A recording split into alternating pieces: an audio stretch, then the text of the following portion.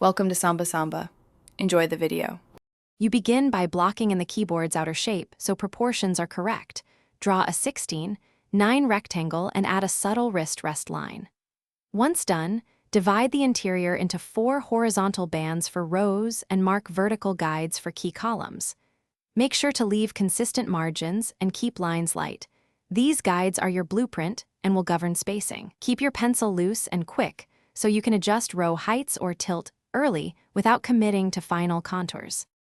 You now turn those guides into individual keys. Sketch rectangles for keycaps, making modifier keys wider and aligning them to the grid. To sell depth, choose a vanishing point and angle the top and side edges slightly so keys recede. Once started, maintain consistent convergence.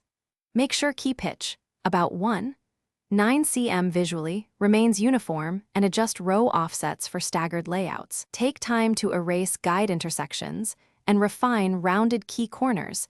To match, you finish by committing to darker lines, drawing legends on keycaps and adding subtle texture to the wrist rest. This is where the keyboard comes alive. Once done, apply soft shadows beneath keys and stronger edge highlights to suggest depth. Blend carefully so shadows remain consistent with your light source. If shapes or spacing feel wrong, pause and remeasure.